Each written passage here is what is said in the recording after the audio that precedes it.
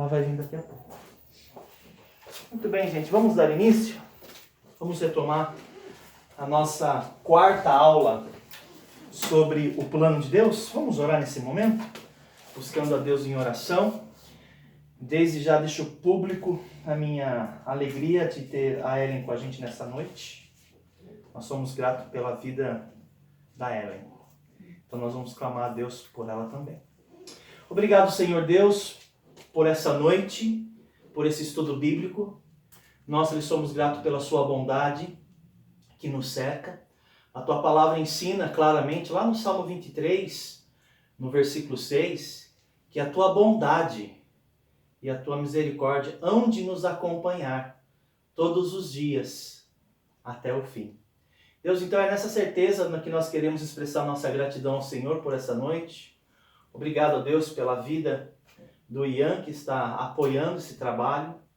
Eu peço que o Senhor possa estar abençoando sua família, a Jéssica, as crianças e também ali no seu ambiente familiar com seus pais, seu irmão, os trabalhos.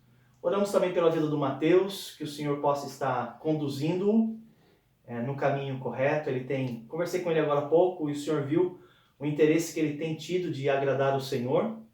Oro para que o Senhor abra-lhe uma oportunidade de trabalho brevemente. Abençoa também a Priscila, que tem também nos apoiado.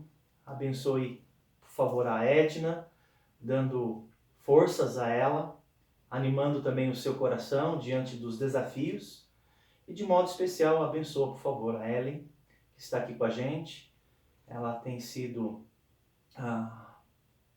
nós temos intercedido por ela, para que o Senhor a ajude nas suas lutas, nos seus desafios. E tenho certeza que o Senhor há de responder às nossas orações. Abençoa também a Laís, que está a caminho, foi acompanhar o seu esposo até o médico, esteja com ele na consulta, e que se houver possibilidade dela vir, que ela possa vir. Obrigado também pela Juliana, que tem sempre apoiado os trabalhos da igreja, nós que estamos plantando esse trabalho aqui em Arapoti. Oramos a Deus por esse estudo, que possa ser de grande aprendizado e de grande valia. Nós oramos assim a Deus, em nome de Jesus. Amém. Muito bem, gente. Nós estamos aí na nossa quarta aula e nós estamos estudando o plano de Deus para o homem. Eu gosto muito dessa matéria que nós estamos estudando pelo simples fato de que quando nós estudamos a Bíblia, nós descobrimos pelo menos 3 verdades a respeito do plano de Deus, né? Pelo menos 3 verdades.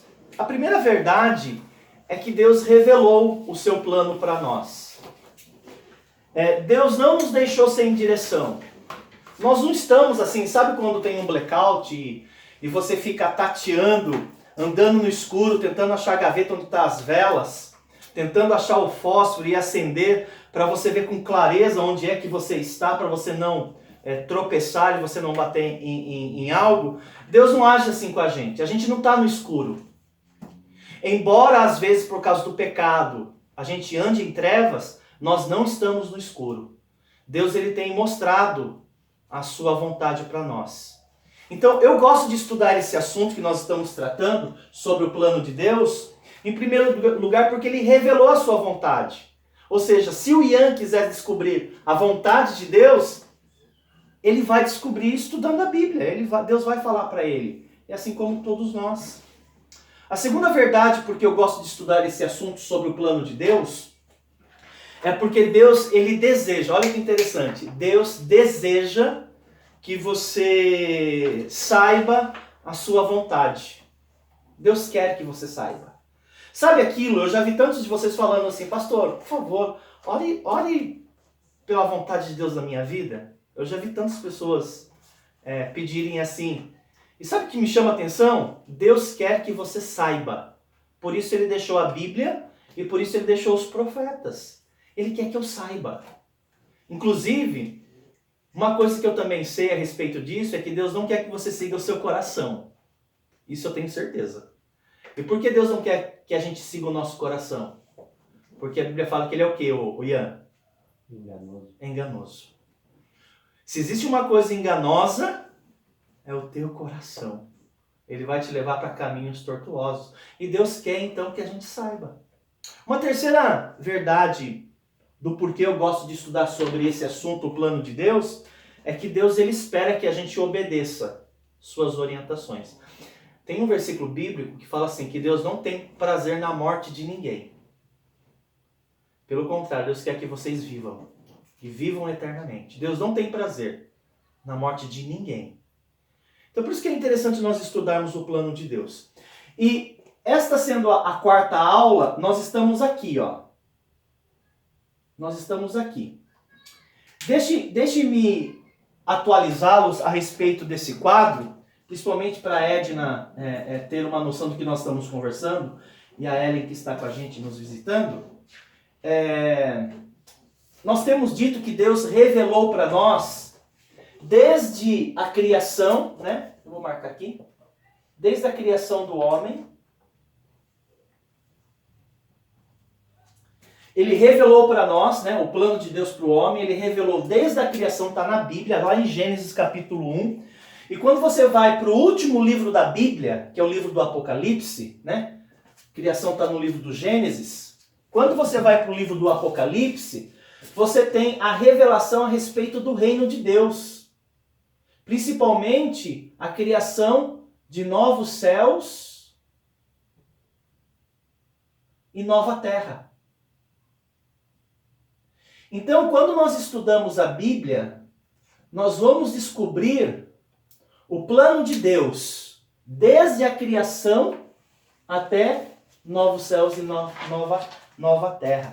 E nós vamos descobrir que esse plano de Deus foi revelado para o homem através de 7 períodos da história, né? Primeiro período e assim sucessivamente. São 7 períodos da história. O primeiro período da história, ele é identificado como inocência. Eu já vou comentar rapidamente porque eu quero avançar, né? Nós estamos no 4º período. Então a Bíblia, ela pode ser dividida em 7 partes, ou em 7 períodos. O primeiro período chama inocência, eu vou comentar com vocês a respeito disso rapidamente. Consciência, governo, promessa, lei, graça e reino. Então, o período da humanidade ele é dividido em 7 partes. E cada uma dessa parte, ou cada período, ele é identificado dentro de uma estrutura tríplice, né? Essa aqui é a estrutura tríplice. Cada período, ele é marcado por essa estrutura. Nós vamos ter uma responsabilidade, um fracasso e um juízo divino, tá bom? Isso vai acontecer no primeiro período, no segundo, no terceiro e assim sucessivamente. Antes de mais nada, Juliana, me ajude. O que quer dizer inocência? O período que é antes da queda, né? Isso, antes da queda. O que quer dizer inocência? Eles não tinham pecado. Ok. Esse período, ele é marcado onde o homem ele não tinha culpa. Não tinha pecado, ele não tinha a natureza do pecado.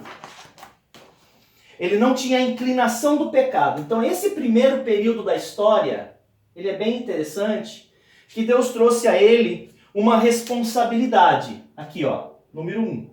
Nesse período aqui, da inocência. Nós temos que pensar em Adão e Eva. Eles tinham uma responsabilidade. Qual era a responsabilidade dele? Era não comer do fruto do conhecimento do bem e do mal. Nós vimos isso. A pergunta que fica é o seguinte, né? Será que o homem sendo inocente, ele consegue obedecer a Deus? Ele não tinha culpa.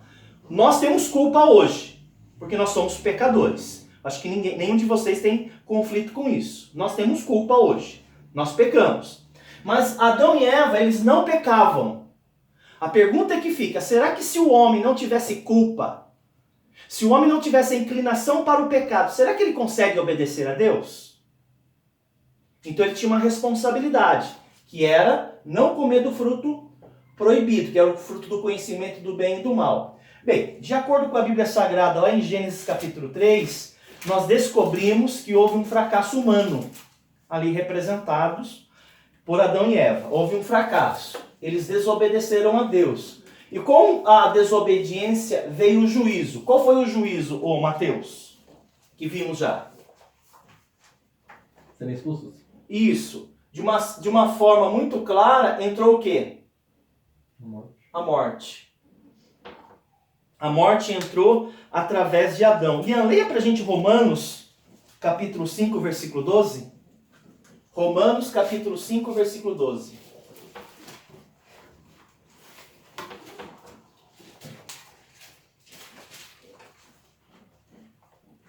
Portanto, assim como por um só homem entrou o pecado no mundo, e pelo pecado a morte, assim também a morte passou a todos os homens, porque todos pecaram. Olha que interessante, gente.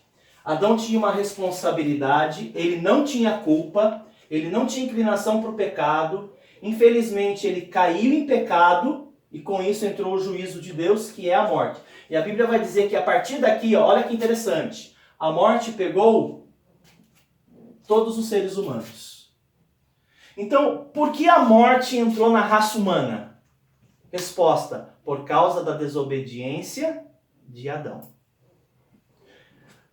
Por que Deus fez assim? Porque Adão, sendo o primeiro homem, ele é colocado como cabeça federal, biblicamente falando. Quer dizer que a decisão dele iria refletir toda a raça humana. Por isso que todos nós somos pecadores. Porque nós herdamos isso de Adão e Eva. Todos vocês, assim como eu, nós nascemos com pecado no nosso coração. E esse pecado veio de onde? Você diria, veio dos meus pais. Não necessariamente. Os seus pecados vieram de Adão. O pecado de Adão passou a todos os homens. Então, nós temos aqui, no primeiro período da história humana, qual era a vontade de Deus para o homem? Que eles permanecessem no jardim, no paraíso, em obediência, não comendo do fruto do conhecimento do bem e do mal. Bem, no livro de Gênesis é dito que eles fracassaram, eles desobedeceram. Qual foi o pecado deles? Desobediência. Eles não confiaram em Deus, né? E como que eles demonstraram a falta de confiança em Deus? Eles pegaram do fruto do conhecimento do bem e do mal e comeram. Muito bem. Irmãos, presta atenção. Quando eles foram expulsos do paraíso, como o Mateus observou, acaba-se então ali esse período da história e nós vamos entrar num segundo período chamado consciência. O que é consciência, Priscila? A capacidade de discernir o bem e o mal. Isso. Então, qual era a vontade de Deus nesse período? Então, vamos lá. Vamos traçar aqui um segundo período da história. Qual que era a responsabilidade? A responsabilidade era o seguinte. Através da consciência, eles deveriam fazer o certo. Obedecer a Deus, né? Isso. Obedecer a Deus, fazer o bem, fazer tudo o que é o correto. Inclusive, eu estava tendo essa conversa agora com o Mateus antes de vocês chegarem. Eu estava perguntando para ele, né, o que Deus espera que a gente faça para ser salvo? Aí ele falou, né, ele comentou, Deus quer que a gente faça o certo. Né, a gente estava conversando sobre isso. E interessante que essa era a prova. E essa prova foi dada para Adão e Eva agora fora do paraíso. Então vamos ver se agora vocês conseguem fazer o certo. Por que essa era a prova? Porque eles optaram pela árvore do conhecimento do bem e do mal. Então já que vocês quiseram ser a regra, não, é como... Já viu alguém falando assim? Pai, mãe, eu vou embora porque eu quero ser dono... Como que é a frase? Do meu nariz. O que essa pessoa quer dizer? Eu sei governar a mim mesmo. Eu sei, mãe, o que é certo. Eu sei, pai, o que é certo. A gente vê isso acontecendo. Então, a pergunta é, a consciência, ela é um guia seguro? Bem, a Bíblia prova para nós que nem a inocência é um guia seguro, nem a consciência é um guia seguro. A nossa consciência, ela é completamente contaminada pelo erro. Gente, a gente não consegue acertar. Interessante que esta era a prova, né? Interessante que quando Caim matou o seu irmão Abel, vocês conhecem a história? Deus ali demonstra isso claramente. Deus vai falar assim para Caim, se procederes bem, se procederes corretamente, não é certo que serás aceito? Era o plano de Deus. Quer ver? Só abra sua Bíblia em Gênesis capítulo 4. A Juliana vai ler pra gente. Gênesis 4, versículo 7. Ali era a expressão da vontade de Deus. Gênesis 4, versículo 7. Se procederes bem, não é certo que serás aceito? Se todavia procederes mal, eis que o pecado jaz à porta. O seu desejo será contra ti, mas a ti cumpre dominá-lo. Olha que interessante. Adão, Eva, Caim e Abel, e aquela primeiras pessoas fora do paraíso. Eles tinham uma prova agora. Será que a gente consegue fazer o certo pela consciência? Bem, começando a partir de Caim, ele conseguiu fazer o certo? Gente, ele matou o irmão dele. Às vezes quando a minha mãe sempre fala assim, a gente está no final dos tempos. Minha mãe fala. Eu falo, por quê, mãe? E o irmão matando outro irmão. Aí eu falo assim para ela, mãe, isso sempre aconteceu. Conflito em casa,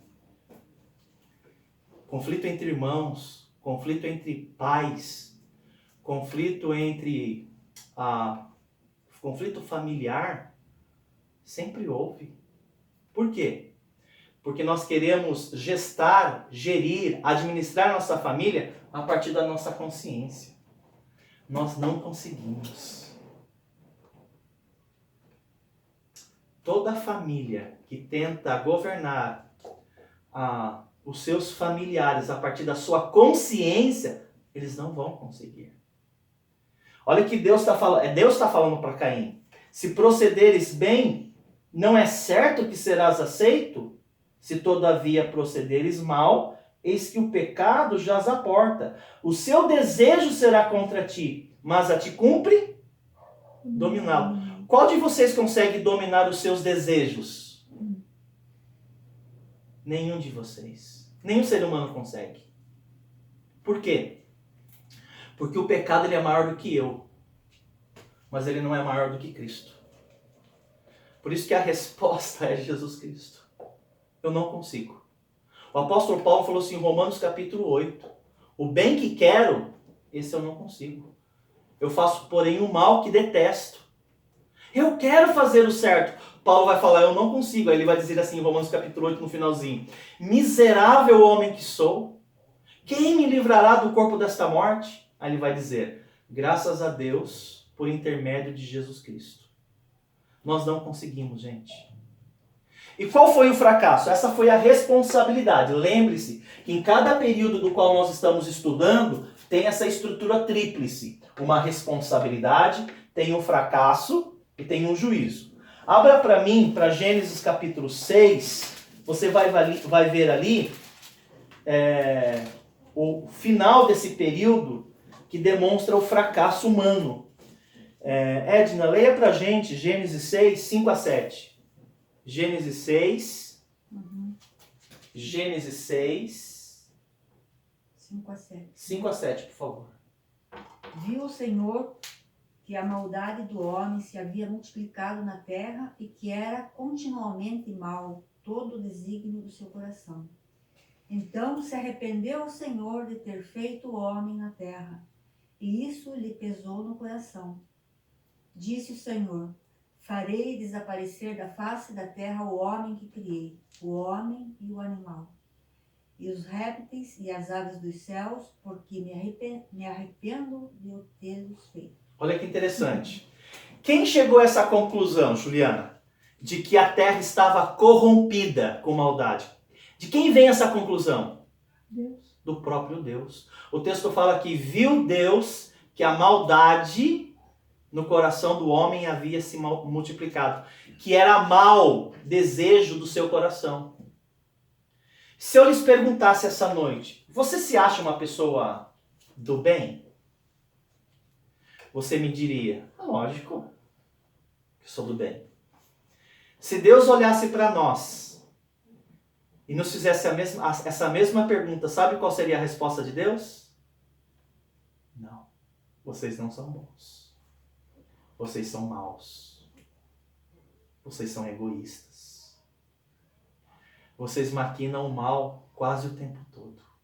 Vocês maquinam o mal contra o próximo e contra si mesmo. O apóstolo Paulo vai falar a mesma coisa em Romanos, capítulo 3, versículo 10. Vamos lá? O Mateus vai ler pra gente. Romanos, capítulo 3. Pode ler? Por favor. Como está escrito, não há um justo, nenhum sequer. Continua o 11 e o 12. Não há ninguém que entenda, não há ninguém que busque a Deus. Todos se extraviaram e juntamente se fizeram inúteis. Não há quem faça o bem, não há nenhum só. Se eu lhes perguntasse, você se considera uma pessoa boa, do bem? Você poderia até dizer, sim. Se nós formos para a Bíblia e fazermos essa mesma pergunta, sabe qual vai ser a resposta? Qual vai ser, Mateus? Que não há ninguém no mundo. Não há. Olha como a nossa percepção a nosso respeito ela é completamente distorcida e enfraquecida. Eu tenho certeza que se eu lhes perguntasse se você é uma pessoa do bem, você diria, eu sou. Deus diria, você não é.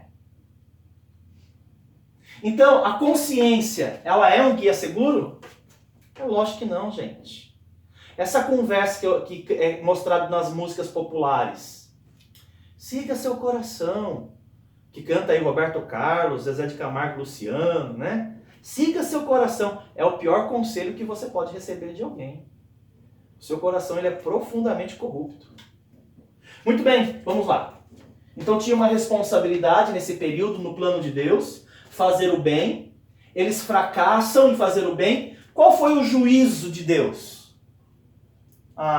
Foi a Edna que leu. O texto fala, Deus falou assim, eu me arrependo de haver feito o homem, e a Bíblia vai dizer para nós que Deus vai decidir destruí-los. E o juízo, então, é o dilúvio. Acho que você já ouviu falar na história do dilúvio, né? Então, por que veio o dilúvio? Qual seria a resposta, Ian? O mal se multiplicou sobre a terra. Por causa da maldade no coração do homem. Havia se multiplicado. Muito bem. Após o dilúvio, quantas pessoas sobreviveram? 8 pessoas. Então, nós vamos entrar agora no terceiro período da história. Gente, eu só estou dando uma pincelada porque eu quero avançar com um ensino, senão eu vou ficar sempre voltando. Então, só estou dando uma pincelada e eu vou seguir a carruagem aqui, porque nós estamos na promessa. Nós chegamos então no terceiro período do plano de Deus para a humanidade, que é o governo humano. Então Noé ele tinha uma responsabilidade. Lembre-se que em cada período há uma estrutura tríplice.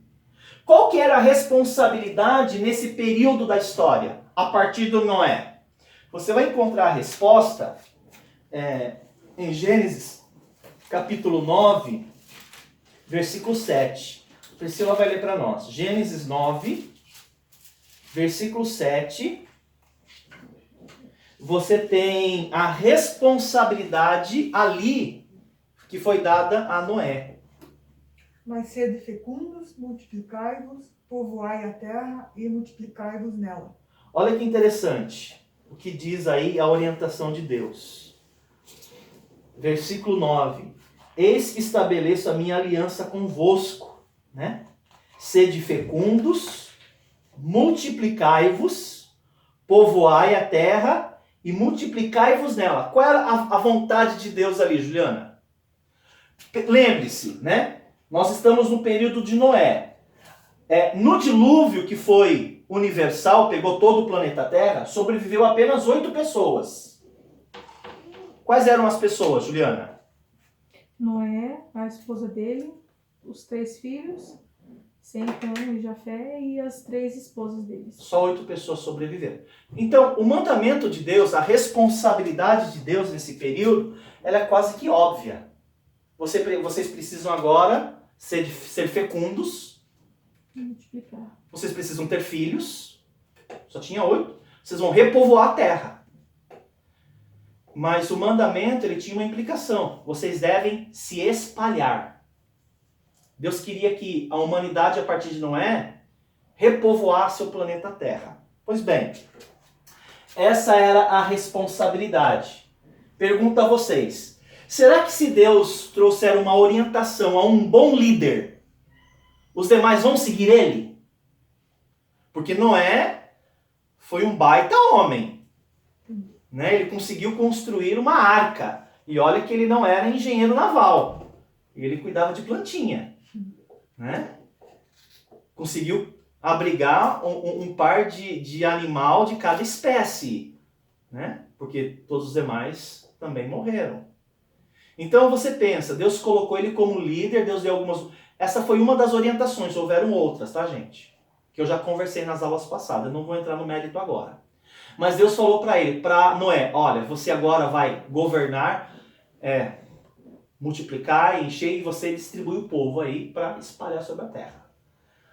Às vezes a gente fala assim, o que o Brasil precisa mesmo é de um excelente presidente da república, de um governador, de um prefeito. Se nós tivéssemos um líder bom, o nosso mundo ia prosperar. Resposta, isso não é possível. Porque houve um fracasso. Qual foi o fracasso? A torre que a humanidade pretendeu construir, que alcançasse o céu. Eu acho que eles imaginavam assim, se Deus mandar um dilúvio, a gente sobe para o 5º andar. Agora ninguém nos pega, né? A audácia humana, né? Abra sua Bíblia para Gênesis, capítulo 11, versículo 4. Gênesis, capítulo 11, versículo 4. Veja o que os homens disseram, veja se isso não contradiz a vontade de Deus. Porque, gente, a pergunta que nós temos que fazer é o seguinte, em cada período desses, né? Qual era a vontade de Deus? Você vai ver que a vontade de Deus, ela mudava de acordo com o período. O princípio era o mesmo, obediência. O fracasso sempre foi o mesmo, desobediência. Mas você percebe que a vontade de Deus para Adão foi diferente para a vontade de Deus para eles fora do paraíso. Assim como a vontade de Deus foi diferente na época de Noé.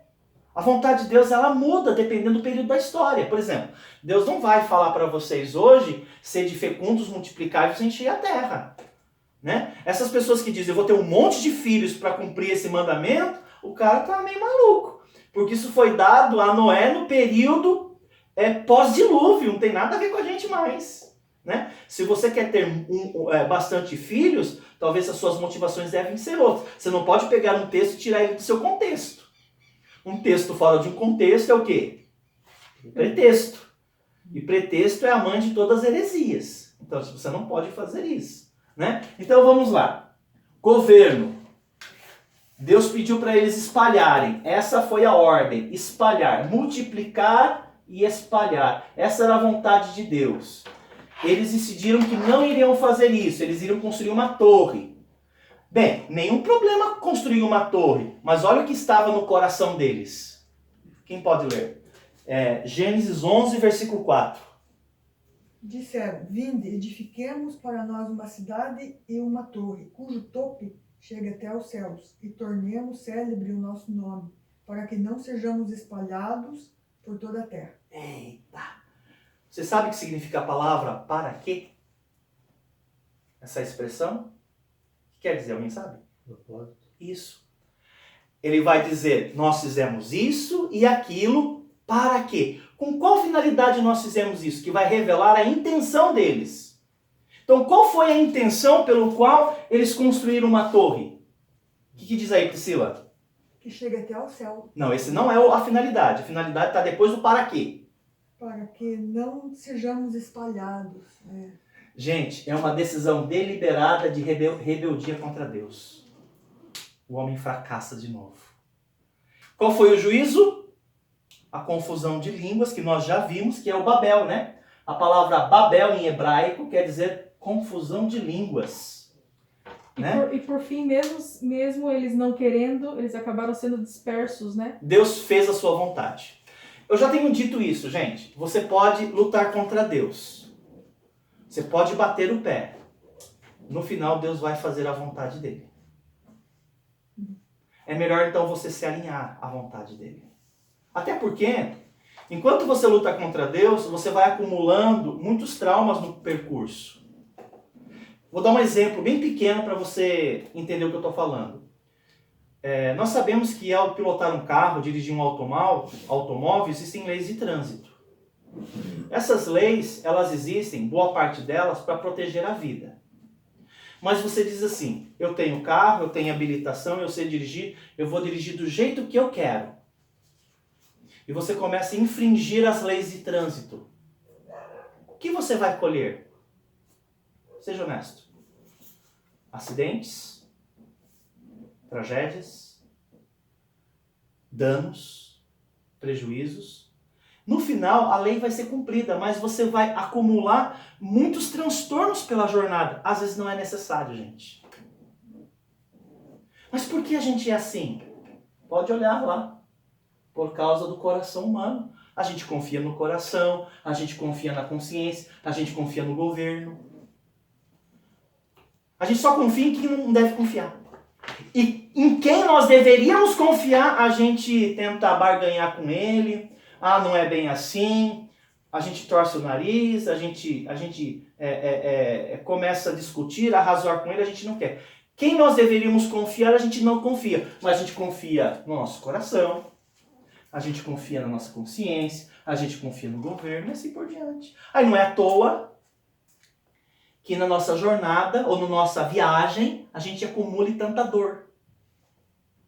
Até no livro de Gálatas, capítulo 6, versículo 9, o apóstolo Paulo vai dizer o seguinte: aquilo que o homem semear, certamente ceifará. Olha, pastor Cláudio Duarte, já ouviram falar nele? Pastor Cláudio Duarte?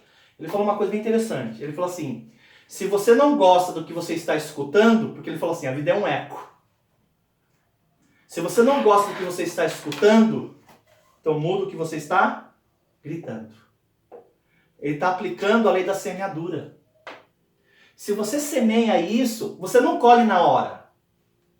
Você não colhe no dia seguinte. Vai passar um tempo. Porque uma colheita é assim. Você planta, você não colhe no dia seguinte. Vai levar um tempo. Talvez você fale, nossa, eu fiz tantas coisas erradas, nunca colhi. Calma. A semeadura vai chegar um dia. Às vezes a gente não gosta do que está colhendo, mas calma aí. Olha lá para trás. Veja o que foi que você semeou. É a mesma coisa aqui. Eles semearam o mal, veio o juízo, e aí agora você quer o quê? Dá para chorar pelo leite derramado? Não, não dá, gente. Bem, mas você pode mudar isso. Só tem que parar de confiar em elementos que não vai te ajudar. Muito bem, vamos lá na sequência. Babel, confusão de línguas, a ordem era espalhar, eles não queriam espalhar, por isso construíram uma torre. Deus os fez espalhar. Muito bem, nós vamos entrar então no quarto período do plano de Deus, que é a promessa. Esse período aqui ele é bem interessante, porque alguém pode me dizer o que é promessa? O que é promessa? Esse quarto período aqui, ó, que nós vamos entrar, chama promessa. O que é promessa? Promessa, irmãos, é um comprometimento condicional. É um comprometimento condicional. Ou seja, eu prometo, eu me comprometo a te entregar isso se você fizer isso, isso e isso. Isso são promessas. Se você fizer isso, eu te dou isso. Então o que Deus fez? Deus vai lançar agora, a partir desse período, e o personagem principal agora é Abraão, que inclusive nessa época ele chamava-se apenas Abrão, né? Depois que Deus muda o nome dele para Abraão, Deus faz uma promessa a ele. Qual foi a promessa que Deus fez para Abraão? A promessa de Abraão é maravilhosa. Eu gosto que Deus faz promessas para a gente. Mas toma cuidado, hein? Vai que você não cumpre a sua parte. Porque a gente é o rei de pisar na bola, né? Gênesis capítulo 12, vamos dar uma olhadinha ali nas promessas que Deus fez a Abraão, se ele obedecesse. Será que Abraão iria conseguir obedecer? Vamos ver daqui a pouco. Gênesis capítulo 12. A Juliana vai ler pra gente do versículo 1 até o versículo 3. Você vai ver ler as promessas que Deus fez a Abraão. Lembra? Deus fez promessas. E promessas condicionais. O que quer dizer, Ian? Condicionais. Só cumpre se você cumprir a tua parte. Ou seja, eu faço, mas você tem que fazer também. Gente, e olha que Deus chamou um cara bom para fazer promessa, né? Porque ele era dedicado. Será que ele conseguiu? Vamos ver. Leia pra gente, Ju. Ora, disse o Senhor a Abrão: sai da tua terra, da tua parentela e da casa de teu pai, e vai para a terra que te mostrarei. Ok. Ali já tem uma condição. Sai da sua terra e vai para a terra que eu vou te mostrar. Essa era a condição. Aí Deus continua. Vai lá. De ti farei uma grande nação. Para aí. Então vamos lá. Qual era a promessa? A promessa era: se você for para a terra que eu vou te mostrar, então ele deveria, nós já sabemos, que ele deveria ir para onde?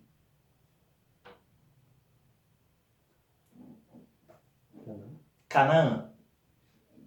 Abraão não sabia que era Canaã. Deus vai revelando para ele na medida que ele vai obedecendo. Eu tenho visto aqui muito disso aqui em Arapoti, com a gente, nesse trabalho. A gente não sabe como o trabalho vai se desenvolver, né? Até eu falei em um dos vídeos, eu falei isso que eu mandei para os irmãos, né? Eu não sei como que vai ser a plantação da igreja, eu não sei como vai ser desenvolvido, mas uma coisa eu sei, que na medida que eu vou obedecendo, os próximos passos Deus vai mostrando. Às vezes nós queremos que Deus revelasse tudo pra gente, tintim por tintim, o que vai acontecer. Bem, se fosse desse modo, nós não precisaríamos de fé, não é verdade? Porque nós já saberíamos tudo. Não. Deus falou para você fazer isso. Faça isso. Mas e depois? Confie em Deus. Mas tem que confiar mesmo? Gente, até agora você confiou no seu coração, não deu certo. Confiou na consciência, deu com a cabeça na parede. Confiou no governo, não deu certo. Então vamos ver se você faz a sua parte agora. Interessante que eu tenho testemunhado, gente. Olha, nós estamos aqui há 4 meses e meio. Nós temos feito a nossa parte, eu vou até certo ponto. Deus, eu te obedeci, tá? Eu fiz exatamente o que o Senhor me falou. E agora? Aí Deus vai e mostra o passo seguinte. Só que às vezes nós não queremos fazer a nossa parte. A gente começa a barganhar com Deus, a gente volta para trás. Mas isso é uma outra conversa. Então vamos lá, Juliana. Volta lá. Ora, disse o Senhor a Abraão: sai da tua terra e da tua parentela, da casa de teu pai, e vai para a terra que te mostrarei. Abraão não sabia qual era a terra, certo, Mateus? Nós já sabemos que nós já lemos o texto, que nós sabemos que era Canaã. Continua, Ju. De ti farei uma grande nação, e te abençoarei e te engrandecerei o nome. Sê tu uma bênção. Abençoarei os que te abençoarem e amaldiçoarei os que te amaldiçoarem. Em ti serão benditas todas as famílias da terra. Ju, quantas promessas tem aí? Vamos contar junto, gente? Vamos lá. De ti farei uma grande nação. Uma promessa. Te abençoarei. Só que tem um detalhe, gente. De ti farei uma grande nação. Se Obedecer. ele fosse para Canaã. Israel. Ok? Até então não era Israel, não existia Israel. Mas Israel vai ser formada depois, mas você tem razão. É na região de Israel. Mas não tinha Israel ainda. Né? Era Canaã. A terra de Israel chamava Canaã. Depois que Deus colocou o nome de Israel. Né? Que levou o nome de um dos netos de Abraão. Né? Jacó era Israel que levou o nome da nação. Mas ainda nem existia Israel ainda. Ele deveria ir para Canaã. Continua, Ju. De ti farei uma grande nação. Te abençoarei. Pergunta. Quando que Deus iria abençoar Abraão? Enquanto ele estivesse no período, no percurso até Canaã. Irmãos, se Abraão desviasse do percurso, Deus não seria tolhido por dever abençoá-lo. porque são promessas condicionais. Abraão tinha que fazer a parte dele. Continua. De ti farei uma grande nação, te abençoarei. Te engrandecerei o nome, Ok, abençoarei os que te abençoarem, ok. e amaldiçoarei os que te amaldiçoarem. O que mais? Tem mais uma. E as famílias da terra serão benditas. Então, veja só, irmãos, presta atenção. Essa era a responsabilidade.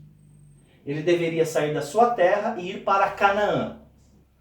Quando nós lemos Gênesis capítulo 12,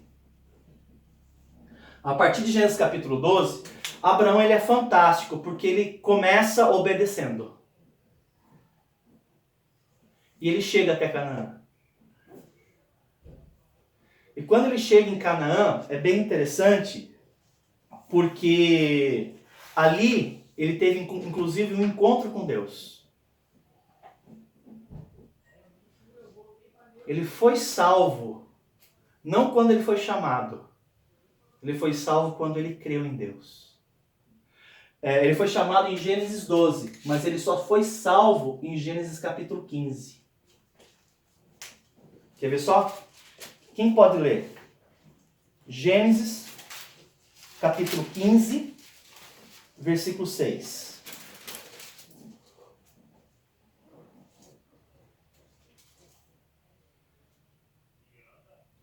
Ele creu no Senhor e isso lhe foi imputado para a justiça.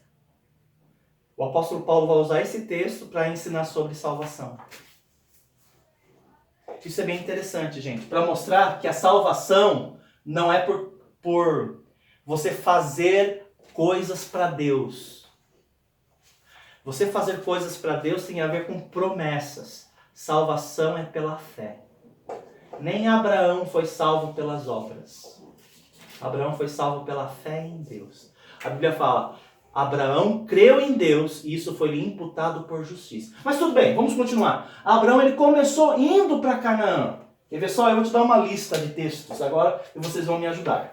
Okay? Vou apagar aqui, vocês já sabem da estrutura tríplice. Leia comigo Gênesis 12, versículo 10. Quem pode ler?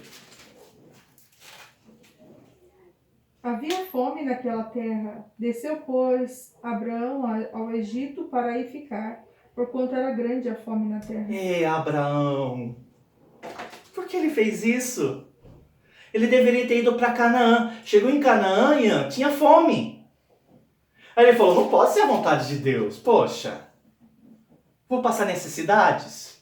É como se o crente não pudesse passar necessidade, gente. Que conversa é essa? Aqui ele já estava em Canaã? Já tinha acabado de chegar. Aí ele chegou em Canaã, né? Imagina a cena. Ele fez toda uma viagem longa, confiando em Deus. Chegou em Canaã, havia fome em Canaã. Ele pensou, eu acho que essa vontade de Deus não é bem assim. Ele foi para o Egito. Mas ele não obedeceu completamente a Deus. Não, Ju. Não, antes Exatamente. disso. Antes disso, porque a Bíblia fala que era para ele sair da parentela dele. Ele levou consigo o sobrinho. Mas ele saiu. Deus não colocou para ele não levar o sobrinho. Mas Falou para ele se levar? poderia. Lógico que poderia. Ah. Gente, Gênesis 12 já mostra que Abraão ele iria fracassar. Mas não para aqui. Leia comigo Gênesis 13, versículo 1. Quem pode ler? Saiu, pois, Abrão do Egito para o Neguebe, ele e sua mulher e tudo que tinha, e Ló com ele. Ok. Em Gênesis capítulo 13, ele sai do Egito, vai para Neguebe, que pertence àquela região próxima de Canaã. Ok. Agora vai para Gênesis 26. Gênesis 26, versículo 2. Quem pode ler? Apareceu-lhe o Senhor e disse, não desças ao Egito, fica na terra que eu te disser. Eles estavam passando por dificuldades em Canaã. De Gênesis capítulo 13 até Gênesis 26, eles estavam em Canaã. Aí eles começaram a passar por dificuldades. Todas as vezes que Abraão passava por dificuldades, adivinha o que ele fazia?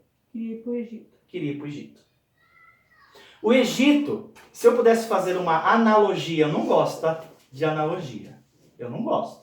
Mas se eu pudesse, eu diria o seguinte, que Canaã seria o centro da vontade de Deus para você. E o Egito seria o tipo de um mundo. As coisas do mundo. Enquanto tá dando certo, você... Deus é amor, Deus é meu amigo, né? Deus é 10, tá tudo bem, tá tudo tranquilo. Eu estou no centro da vontade de Deus. As coisas começam a apertar.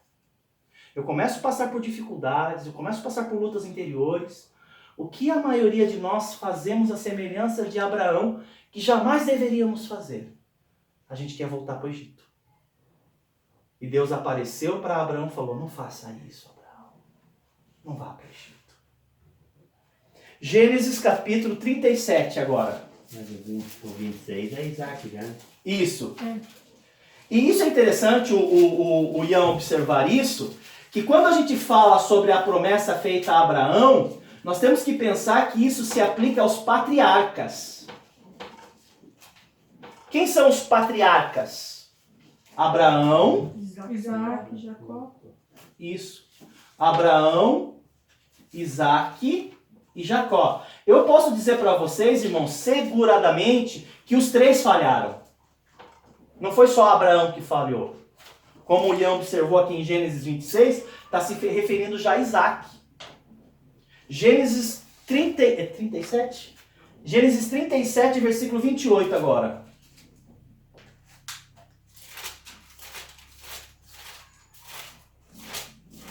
E passando os mercadores medianitas, os irmãos de José, o alçaram e o tiraram da cisterna e venderam por 25 de prata aos ismaelitas.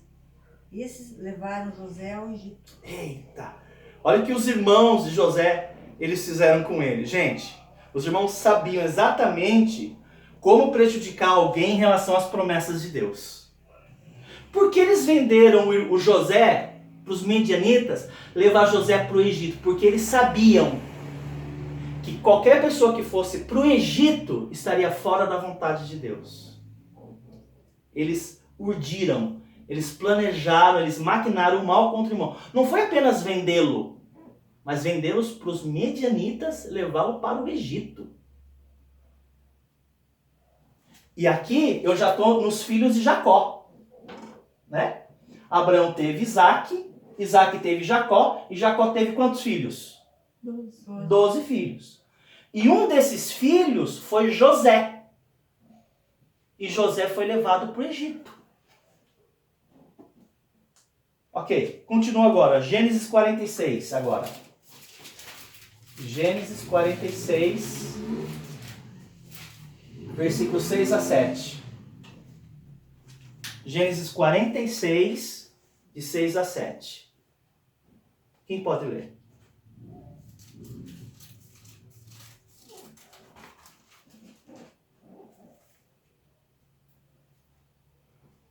Tomaram o seu gado e os bens que haviam adquirido na terra de Canaã e vieram para o Egito, Jacó e toda a sua descendência, seus filhos e os filhos dos seus filhos, suas filhas e as filhas dos seus filhos, e toda a descendência levou-os consigo para o Egito.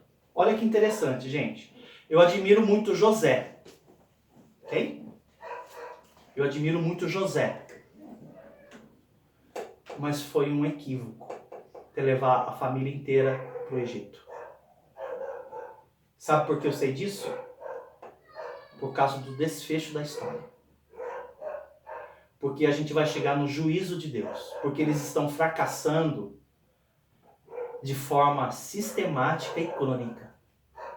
Abraão falhou, Isaac falhou, Jacó falhou e José também falhou nessa área. Gente, não era a vontade de Deus que José permanecesse no Egito? Gente, não era. Qual era a vontade de Deus? Pô, gente, leia Gênesis capítulo 12. É Canaã. Tanto Ok. é que ele falou que o dia que ele morresse, que leve meus ossos. Essa era a ideia. Israel. Essa era a ideia. Essa era a ideia. Mas isso não Eu quero ficar aconteceu. aqui. Isso não aconteceu. Gênesis 50, 26.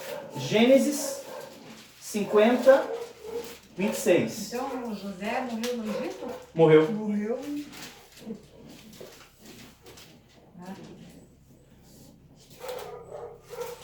morreu José da idade de 110 anos. Embalsamaram-no e puseram no caixão no Egito. Aí eu pergunto para vocês. Deus foi paciente com eles, viu, gente? Porque nós temos aqui 4 gerações. Deus é longânimo para conosco. Mas a gente vê decisões deliberadas, mas sucessivas decisões erradas. Pensa comigo. Você toma a decisão errada, seus filhos vão tomar decisões erradas. É cruel isso. Seus netos vão tomar decisões erradas. Os seus bisnetos estão tomando decisões erradas. Ó, que horror! Aí qual foi o resultado disso, gente? A gente vai chegar... Eu apaguei. No juízo. Qual foi o juízo? Eles querem ficar tanto no Egito? Então Deus permitiu que eles fossem escravizados no Egito. E sabe quanto tempo eles ficaram escravizados no Egito como juízo? 430 anos. Até Deus levantar Moisés.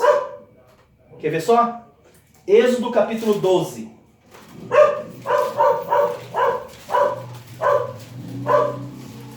Êxodo capítulo 12, versículo 40.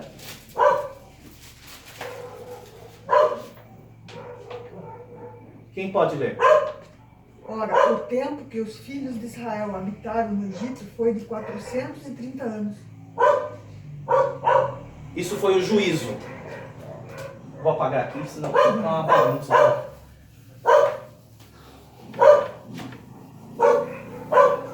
Então, muito bem. Deus chamou Abraão, Deus lhe fez promessas. As promessas que Deus lhe fez eram promessas condicionais, ou seja, Abraão e a sua descendência também deveriam obedecer. Eles deveriam ir para Canaã, só que eles não foram para Canaã. Quer dizer, eles foram para Canaã. Eles até permaneceram um tempo em Canaã. Mas você percebe que eles ficavam lutando muito em relação ao Egito. E eles, de fato, ficaram no Egito muito mais tempo do que em Canaã. Se você contar o tempo que Abraão passou, soma o tempo de Isaac, de Jacó, depois de José, mais os 430 anos, gente. Aí, por que Deus não abençoou Israel nesse período? Escravidão é bênção? Porque eles estavam fora da vontade de Deus. Como que você quer que Deus abençoe você? Vamos trazer isso para nossas vidas. A gente fala assim, poxa, o que está acontecendo isso com a minha vida, né? Pá, né? Pergunta, você está obedecendo? Você acha que Deus se obriga a te abençoar se você está no caminho da rebelião? Gente, Ele não vai fazer. Porque promessas, algumas delas são condicionais. Se Deus mandou você fazer uma coisa, você precisa fazer. Aí você fala, nossa, eu não sei mais, não tenho mais razão para viver, ou a minha vida está passando por maus lençóis. Calma aí, gente. Deus quer te abençoar, mas você precisa fazer a sua parte. Gente, eu lido com igreja, eu estou lidando com missões desde 2007. Eu já lidei com várias pessoas. E essa é a minha retórica. Você quer que Deus te abençoe? É lógico, pastor. Mas você só faz a decisão ao contrário. Você não sai do Egito, poxa. Aqui termina esse 4º período da história. E a gente vai entrar no 5º período da história, que chama-se lei. É o 5º período da história, a lei. O que é lei? Eu estou terminando, viu, gente? Lei. O que é lei? Lei é um conjunto de... Normas. Isso. Lei é um conjunto de normas. Vamos lá, gente. Vamos recapitular aqui rapidamente. O coração é um guia seguro? Não.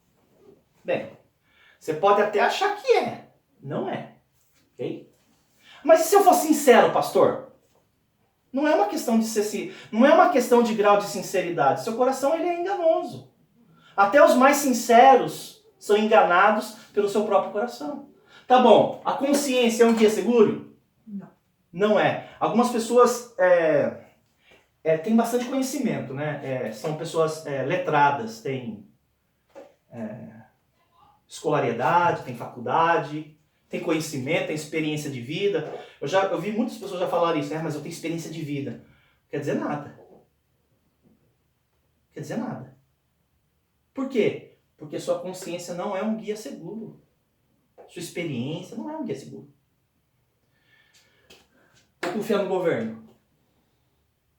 Mesmo que você pegue o melhor presidente, com a melhor equipe, os melhores governadores, os melhores prefeitos, eles não iriam conseguir dar conta de fazer as pessoas obedecerem a Deus. Eles não conseguiriam.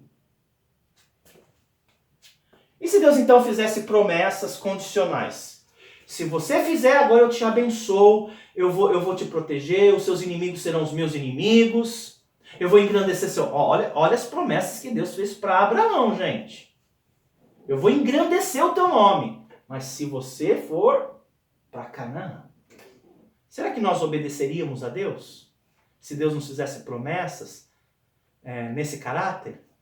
Irmãos, a gente iria falhar. Ok, então Deus, agora eles estão no Egito. Então agora vai ter uma responsabilidade.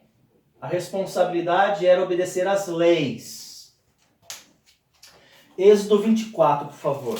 Se você perceber, a gente vai avançando com a Bíblia. Na medida que a gente avança no plano de Deus, a gente avança com a Bíblia. Êxodo, capítulo 24. Versículo 7. Quem pode ler?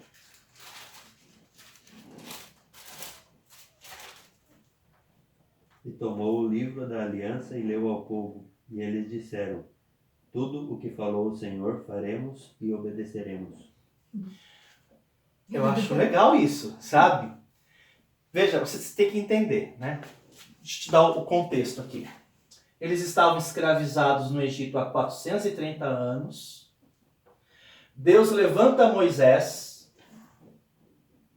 Moisés, quando foi levantado para libertar o povo, ele tinha quantos anos? 80. Você acredita? Algumas pessoas falam assim: nossa, eu já estou com 60 anos, já estou velho, vou deixar os mais novos servirem. Moisés tinha 80 anos quando Deus chamou ele. Abraão, quantos anos ele tinha? 75, quando Deus chamou ele. Quando Deus falou para ele: sai da sua terra, da sua parentela, Abraão tinha 75 anos, gente. Isso me leva a entender que para Deus não tem aposentadoria. Não tem tempo de idade para fazer a vontade de Deus. Não importa a sua idade para fazer a vontade de Deus. Muito bem. Deus levanta Moisés. Você conhece a história. Ele foi ao Egito. E o que Deus falou para Moisés falar a Faraó, exatamente: liberta o meu povo para que o meu povo me adore. E Deus primeiro tinha que levar eles para o deserto. Por que Deus teve que levá-los para o deserto? Para mudar eles. Para humilhar.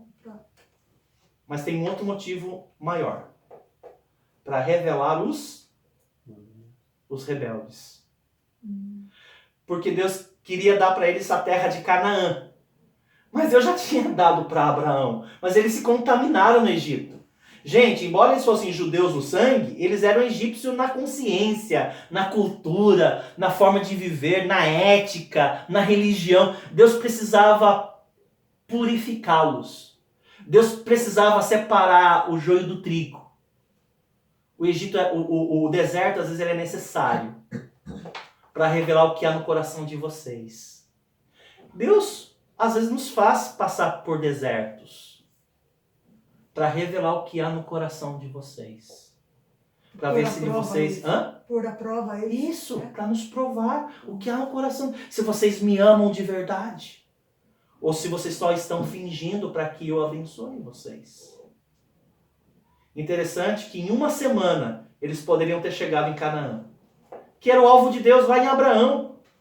Na época de Abraão já era Canaã o alvo. mas houve um desvio de rota. E Deus, de fato, manda Moisés ao Egito, tira o povo de lá. Gente, muitos estudiosos dizem que a população que saiu do Egito era de 3 milhões de